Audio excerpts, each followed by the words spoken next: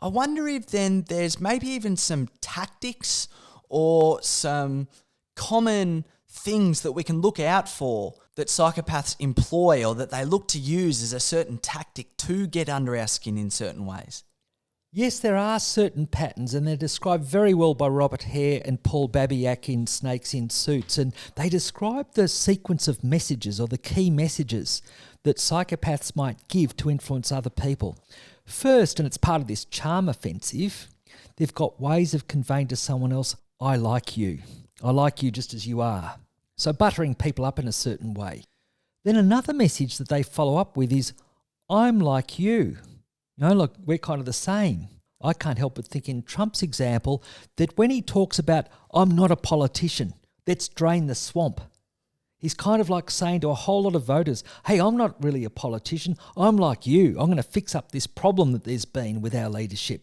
So I like you and I'm like you. Then it's, your secrets are safe with me.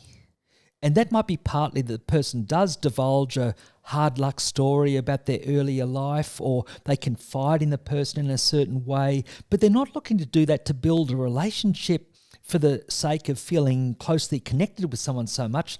They're more doing it to help the other person feel more at ease of sharing secrets with them and showing more of their own personal motivations and reactions that makes them easier to manipulate by the psychopath.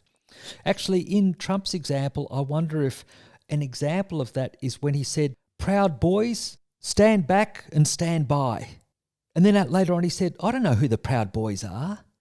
Now, apparently a group that can use very aggressive kind of tactics in certain kind of ways. And at one level, Trump is disowning knowledge about them, but another, he's signalling an interest in them, an engagement with them kind of thing. And I think that's a way that by saying he doesn't know about them, it's a way of kind of communicating with them and keeping it like a secret and adding to the sense of trust or the feeling of allegiance that they might have toward him. And then the final message is, I'm the best partner, I'm the best boss, or I'm the best leader for you. And that's where the person might have a grandiose picture that they look to sell in a certain way. So they can gain people's trust by finding the things that push their buttons or pull their strings.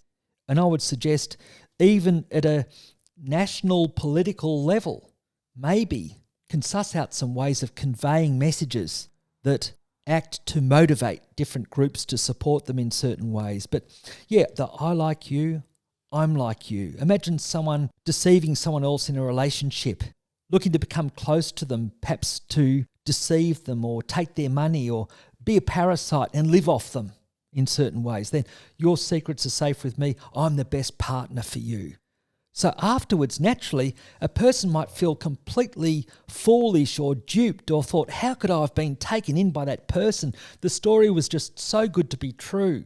But we've got to factor in just how charming psychopaths can be. We can't underestimate a psychopath's charm.